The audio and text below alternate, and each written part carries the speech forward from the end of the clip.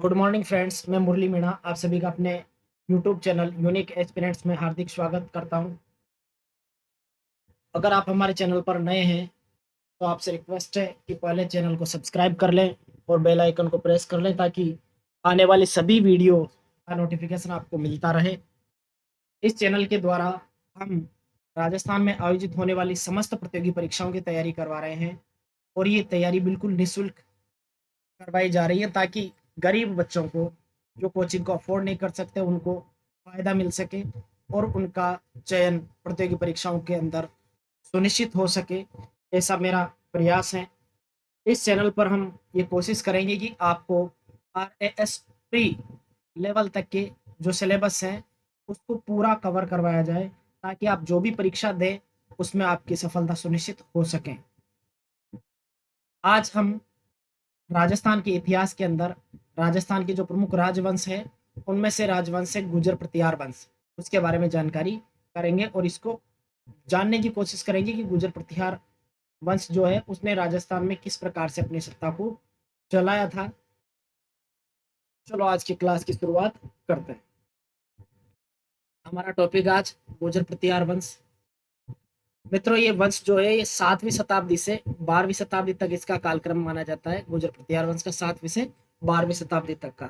अगर अपन बात करें कि इस वंश की कुल देवी कौन थी, तो इस वंश की कुल देवी थी चामुंडा माता।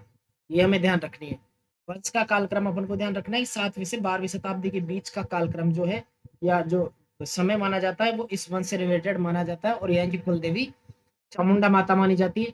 अगर हम इसके क्षेत्र की बात करें कि गुर्जर प्रतिहार जो वंश है वो किस क्षेत्र के अंदर निवास करता था, तो दक्षिण पश्चिम क्षेत्र के अंदर मुख्य रूप से ये बसे हुए थे। अब चलते हैं हम इनकी उत्पत्ति की तरफ। जो गुर्जर प्रतिहार है उनकी उत्पत्ति के संबंध में अलग अलग विद्वानों ने अलग अलग मत दिए हैं, जिनमें पहला मत माना जाता है अग्निकुंड से संबंधित। और ये जो अग्निकुंड वाला मत है ये चंद्र बरदाई जो है पृथ्वीराज चौहान के दरबारी कवि, उनके ग्रंथ थे पृथ्वीराज रासु।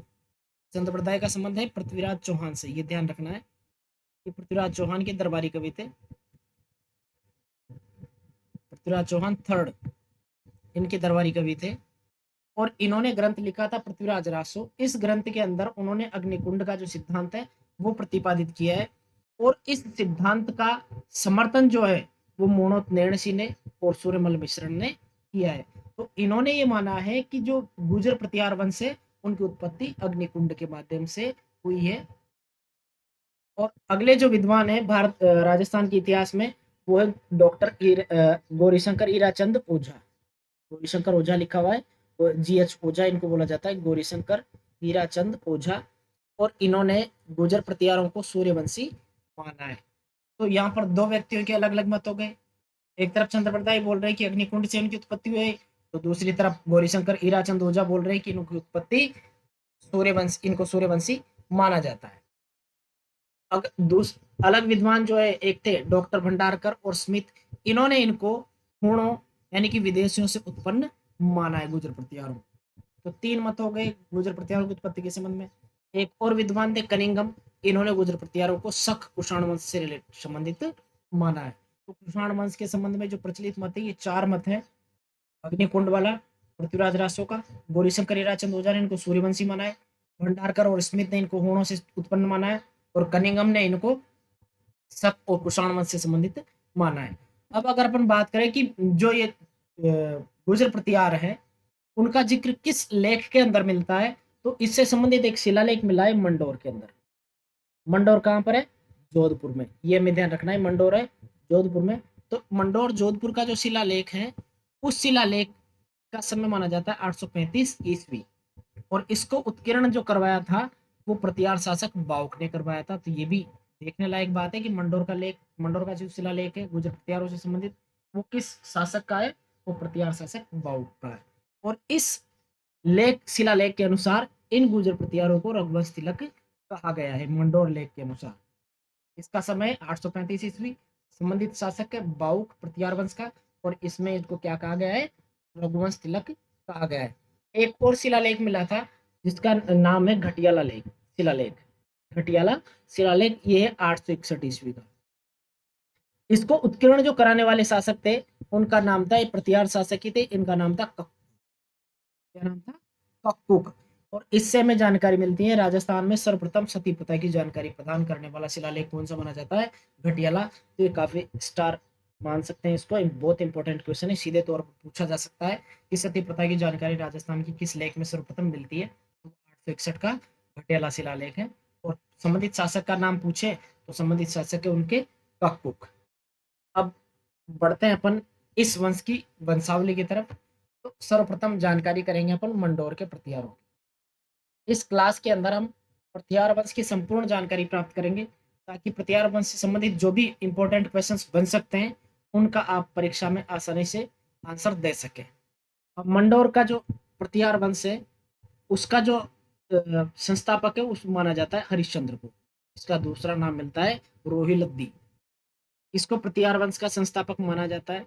और प्रतिहारों के गुरु, उनका आदि पुरुष या मूल पुरुष भी इसको कहा जाता है। तो हमसे अगर प्रश्न पूछा जाए कि प्रतिहार वंश का संस्थापक हरिश्चंद्र, प्रतिहारों का आदि पुरुष या मूल पुरुष, तो वो भी हरिश्चंद्र माना जाता है। और ये मंडोर शाखा से संबंधित थे। एक और शासक हुए मंडोर शाखा के अंदर जिनका नाम था रज्जिल। इन्होंने इनको मंडोर के गुर्जर प्रतिहार वंश का संस्थापक माना जाता है। वो जो ऊपर वाला अपन ने पढ़ा है हरिश्चंद्र, इसको तो प्रतिहार वंश का संस्थापक माना जाता है। और मंडोर जो शाखा है उसका संस्थापक माना जाता है रज्जिल को। और मंडोर को जीतकर जो है अपने राज्य की स्थापना इन्होंने राजधानी इसको बनाया था। मंडोर को जीतकर उसको अपनी राजधानी इन्होंने बनाया था।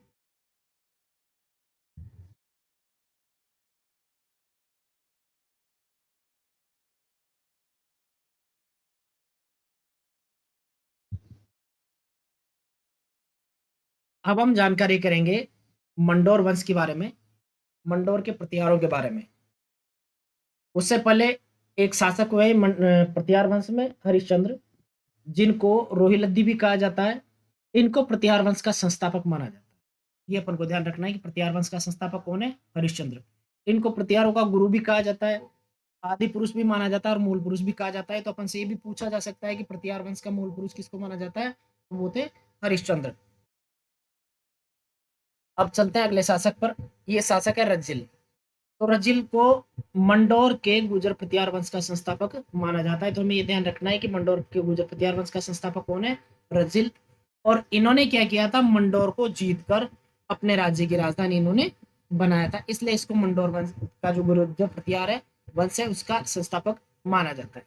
एक और शासक है नरभट्ट। चीनी यात्री ख्वेनसांग ने नरभट्ट का उल्लेख जो है वो पेलोपेली नाम से किया है। तो ये चीज भी इंपॉर्टेंट है कि किस चीनी यात्री ने नरभट्ट का उल्लेख पेलोपेली के रूप में किया है? तो ख्वेनसांग हो सकता है। उतना खास इंपॉर्टेंट तो नहीं है। पेलोपेली का शाब्दिक अर्थ है साहसी कार्य करने वाला। इसके अंदर मंडोर के अंदर सिर्फ ये 3 व्यक्ति है जिनमें मुख्य रूप से ध्यान रखना है अपन को रज्जिल का। अब देखते हैं अपन भीनमाल जालोर के जो प्रतिहार शासक है उनके बारे में जाने। गुर्जर प्रतिहारों ने चावंडा वंश से गुर्जर क्षेत्र छीनकर अपनी राजधानी बनाया था उन्होंने भीनमाल को। और इनकी उत्पत्ति की जो जानकारी है वो ग्वालियर प्रशस्ति से मिलती है। तो हमें ध्यान रखना है भीनमाल के जालोर वंश के जो प्रतिहार थे उनकी जानकारी, उत्पत्ति की जानकारी कहाँ से मिलती है अपन को? ग्वालियर प्रशस्ति से। अब यहाँ के जो शासक है बहुत इंपॉर्टेंट शासक है और सबसे ज्यादा प्रश्न इन्हीं में से पूछे जाते हैं। उनका नाम है नंबर 1 पर नागभट्ट प्रथम। और इनका कालक्रम माना जाता है 730 से 756 ईस्वी। इनको एक उपमा दी गई थी जिसका नाम था नागावलोक। अब नागावलोक इनको उपमा थी, इस वजह से इनका जो दरबार था उसको नागावलोक दरबार कहा जाता है। तो प्रश्न ये पूछा जाता है कि नागावलोक दरबार का संबंध किस शासक से है? तो उसका नाम था नागभट्ट प्रथम। अब इनको प्रतिहार वंश का वास्तविक संस्थापक माना जाता है। प्रतिहार वंश का वास्तविक संस्थापक किसको माना जाता है? नागभट्ट प्रथम को। जबकि संस्थापक कौन था? हरिश्चंद्र। प्रतिहार वंश का संस्थापक तो हरिश्चंद्र था, लेकिन वास्तविक संस्थापक किसको माना जाता है? नागभट्ट प्रथम को माना जाता है। इन्होंने भीनमाल, इनके समय पे भीनमाल जो क्षेत्र है वो चावंडों से जीतकर अपनी पहली राजधानी इन्होंने बनाया था। भीनमाल को अपनी पहली राजधानी किसने बनाया था? तो वो थे नागभट्ट प्रथम। और इन्होंने किससे जीतकर बनाया था? तो चावंडों से जीतकर इन्होंने भीनमाल को अपनी राजधानी बनाया था। तो भीनमाल में प्रतिहार वंश की स्थापना किसने की? नागभट्ट प्रथम ने भीनमाल के अंदर प्रतिहार वंश की स्थापना कर दी। अगर अपन बात करें कि इनकी दूसरी राजधानी कौन सी है नागभट्ट प्रथम की, तो इन्होंने एक और राजधानी बनाई थी, उस राजधानी का नाम था उज्जैन, जिसको अवंतिका भी कहा जाता है। तो नागभट्ट प्रथम के समय जितने भी राजवंश थे मैक्सिमम, जैसे गुहिल हुए, चौहान हुए, परमार हुए, राठौड़ हुए, चंदेल हुए, चालुक्य हो, इनके यहाँ पर किसका काम करते थे, सामंत का काम करते थे। तो इनके सामंत हुआ करते थे सभी जो मुख्य राजवंश है राजस्थान के अंदर, ये उस समय नागभट्ट प्रथम के समय इनके सामंत हुआ करते थे। अब अगला शासक है वत्सराज, ये भी काफी इंपॉर्टेंट शासक है। इनका जो कालक्रम है वो 780 से 795 में माना जाता है। इनको एक उपाधि मिली हुई थी, उस उपाधि का नाम था रणहस्तिन। रणहस्तिन का शाब्दिक अर्थ होता है युद्ध का हाथी। और सबसे खास बात यह है कि वत्सराज के समय त्रिपक्षीय संघर्ष की शुरुआत मानी जाती है। त्रिपक्षीय संघर्ष ये सबसे ज्यादा पूछा जाता है प्रश्न, त्रिपक्षीय संघर्ष इनके समय शुरू होता है, इसको ध्यान में रखना बहुत ज्यादा जरूरी है। अब त्रिपक्षीय संघर्ष के अंदर किस किसने भाग लिया था, तो उत्तर भारत की तरफ से तो गुर्जर प्रतिहार, दक्षिण भारत की तरफ से राष्ट्रकूट, और बंगाल की तरफ से था पाल वंश, या पूर्वी भारत की तरफ से था बंगाल जो क्षेत्र है वहां का पाल वंश। तो इन तीन वंशों ने लिया था, राष्ट्रकूट, पाल वंश और गुर्जर प्रतिहारों ने इसके अंदर भाग लिया था।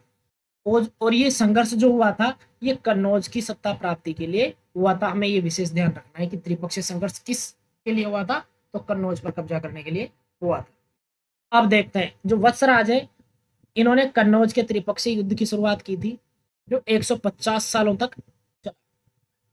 वत्सराज ने किया था इसको शुरुआत, कन्नौज के त्रिपक्षीय युद्ध को, और 150 सालों तक चला था। इसके अंदर उत्तर भारत के गुर्जर प्रतिहार वंश ने भाग लिया, दक्षिण से राष्ट्रकूट ने लिया, और पूर्व की ओर से बंगाल वंश जो था उन्होंने, या पाल वंश जो है उन्होंने भाग लिया था। ये चीज अपन को ध्यान रखनी है। इस त्रिपक्षीय संघर्ष के अंदर विजय हुए थे गुर्जर प्रतिहार, ये इसलिए खास है क्योंकि इसके विजेता कौन थे, गुर्जर प्रतिहार इस वंश के युद्ध के जो विजेता थे वो माने जाते। वत्सराज है, इन्होंने इस त्रिपक्षीय संघर्ष के दौरान राष्ट्रकूट राजा ध्रुव को पराजित किया था। ये काफी इंपॉर्टेंट है, इसको फैक्चुअल तौर पर सीधे सीधे पूछा जाता है कि वत्सराज ने किस राष्ट्रकूट शासक को पराजित किया था, तो वो थे ध्रुव। और इन्होंने इंदिरा युद्ध को भी हराया था, ये दो व्यक्ति थे, इन दोनों को हराया था। अब वत्सराज के समय एक और इंपॉर्टेंट चीज ये हुई थी कि 778 ईस्वी में उद्योतन सूरी ने कुवलयमाला, एक राजस्थानी भाषा का ग्रंथ है, उसकी रचना की थी। तो इस ग्रंथ के बारे में भी सबसे ज्यादा पूछा जाता है कि कुवलयमाला किसने लिखा, तो इसका राइट अर्थ है उद्योतन सूरी। कब लिखा गया था, 778 ईस्वी। और किस शासक के काल में लिखा गया था, तो वो थे वत्सराज। इन्हीं के समय जिनसेन सूरी जो व्यक्ति थे, जैन विद्वान थे, इन्होंने 781 में एक ग्रंथ लिखा था जिसका नाम था हरिवंश पुराण। तो ये भी अपन को ध्यान रखना है कि हरिवंश पुराण किसका लिखा हुआ है, जिनसेन सूरी का, 781 ईस्वी में लिखा था, और ये भी वत्सराज के संरक्षण के अंदर थे। अब अगर अपन बात करें वत्सराज की, तो वत्सराज जो है वो शैव मत के अनुयायी थे। इन्होंने शैव मत के मान रखा था, इनको मान्यता प्राप्त थी, शैव मत को इन्होंने मान्यता दी थी, तो ये शैव मत के अनुयायी माने जाते हैं। वत्सराज के समय ओसिया जोधपुर के अंदर महावीर स्वामी के मंदिर का निर्माण करवाया गया था। इस मंदिर को पश्चिम भारत का प्राचीनतम जैन मंदिर माना जाता है। ओसिया के जैन मंदिर को पश्चिमी भारत का प्राचीनतम जैन मंदिर माना जाता है, और इसका निर्माण वत्सराज के समय हुआ। तो यहाँ पर प्रश्न ये पूछा जा सकता है कि पश्चिमी भारत का प्राचीनतम जैन मंदिर कौन सा है, ओसिया जोधपुर, और ये किस शासक के समय हुआ था इसका निर्माण, तो वत्सराज के समय इसका निर्माण हुआ था।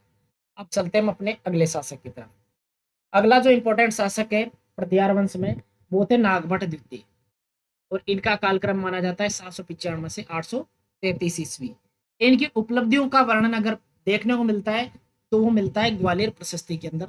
ये चीज हमें ध्यान रखनी है कि नागभट्ट द्वितीय की उपलब्धियों का वर्णन किस प्रशस्ति में मिलता है, ग्वालियर प्रशस्ति में। अब इस शासक का सबसे इंपॉर्टेंट रोल ये रहा कि इसके समय इसने अरब आक्रमणकारियों पर पूर्णतः रोक लगा दी थी, यानी कि इसके समय कोई भी अरब आक्रमणकारी भारत पर आक्रमण नहीं कर सका था। तो अरब आक्रमणकारियों पर रोक लगाने वाला शासक कौन हो गया, नागभट्ट द्वितीय।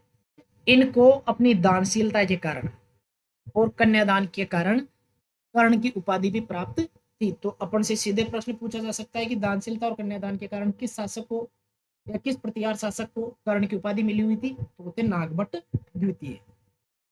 अब चलते हैं हम नेक्स्ट शासक की तरफ, जो बहुत इंपॉर्टेंट शासक माने गए हैं, मिहिर भोज। इनका कालक्रम माना जाता है 836 से 885 ईस्वी। इन्होंने क्या किया था, अपने पिता, इनके जो पिता थे जिनका नाम था रामभद्र, उनकी हत्या कर दी थी।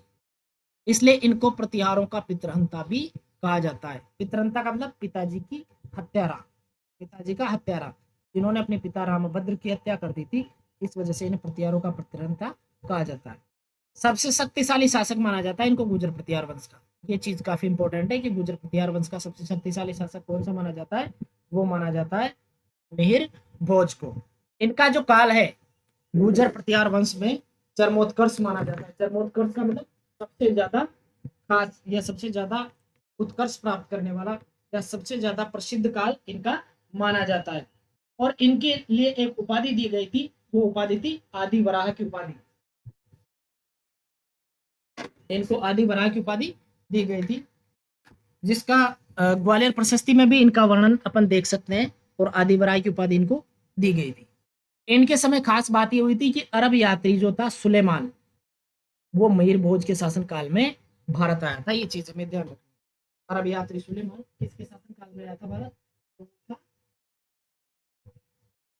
मिहिर भोज।